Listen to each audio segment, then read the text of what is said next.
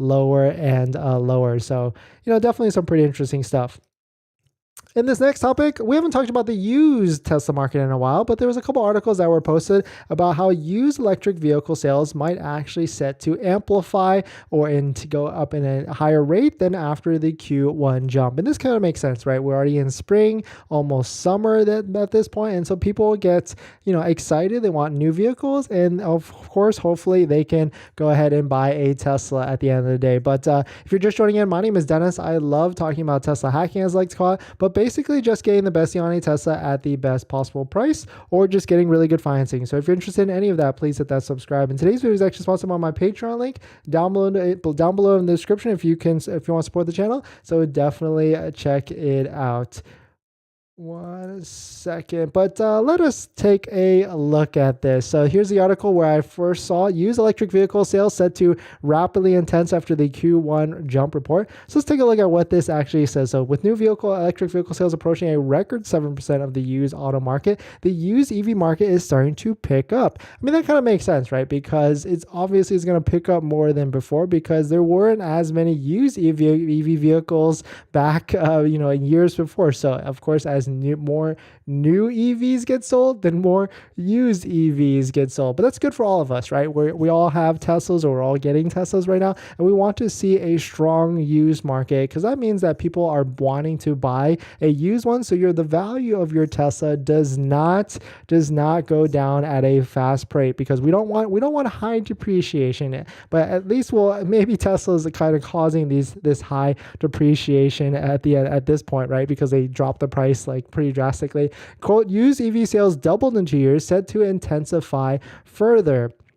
Which is good, because I really do feel like Model 3s have a floor of 20 to 25,000, and on top of that, there's the used electric vehicle tax credit that kicks in under 25,000 if you buy from a dealer, not a private sale, and so you as a person have to qualify as well.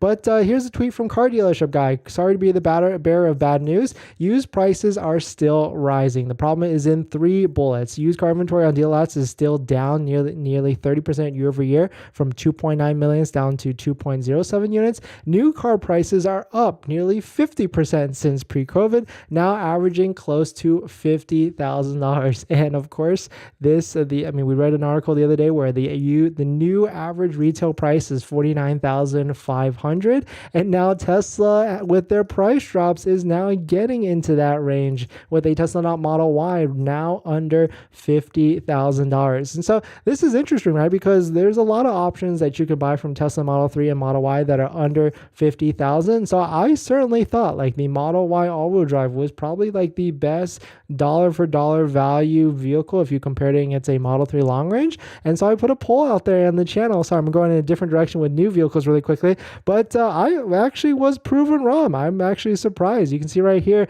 I put a poll out there earlier today. Which one are you buying if you had to choose between the two? And so of course I put that out there, Model Y standard range all-wheel drive with a 279 mile range for $49,990, and I put the second choice as Model 3 long range 330 miles, $49,000 to $50,000, and an overwhelming 47% said they would buy a Model 3 long range over a Model Y standard range. But at the end of the day, even though Model 3 was in a clear first place choice, the Model 3 was in a pretty close right after that. Also only a 10% difference between the two of them, but definitely pretty interesting. I certainly thought the Model Y standard range was going to be a hit. I thought more people were going to pick that, but this is good. At the end of the day, there's going to be demand for both the Model 3 and the Model Y, more so likely the Model Y than the Model 3, but maybe not. Now maybe there's people just want range at the end of the day, but this is good because it seems like the market, everybody else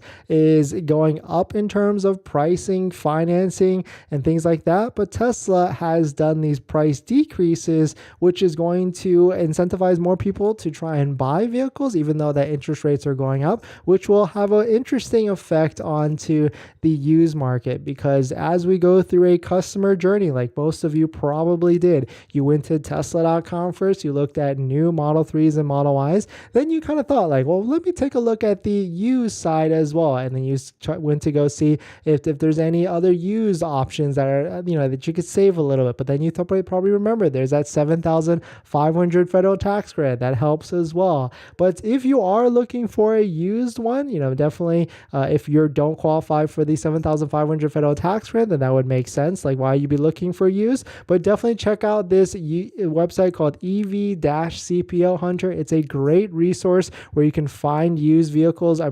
Used Teslas. And every once in a while, Tesla will do these fire sales and release a bunch of Teslas onto this website, so you can take a look at it and see which ones are the best deal for you with like full self-driving or anything like that. But definitely some pretty interesting stuff. Let me know what your thoughts on it. We're going to jump into our next topic, and of course the live stream comments at a certain point, because that's the benefit of the live stream, right? You can come in, you can ask anything you want, and of course we try to answer every single question. But before we do that, this video is actually sponsored by my Patreon link. Down below in the description is a Patreon link where you can support the channel, and there's a variety of benefits, but some of them include actually scheduling a call with me where you can ask me any questions about buying a Tesla, selling a Tesla, or even financing a Tesla. And after you join the Patreon, you get a link to my buying guide, which has links to all the resources that I use to get the best possible deal at the best financing rate, including credit unions and banks on that list that all have interest rates lower than Tesla financing, lower than Tesla's 5.59%. So definitely check it out. Patreon link down below in the description.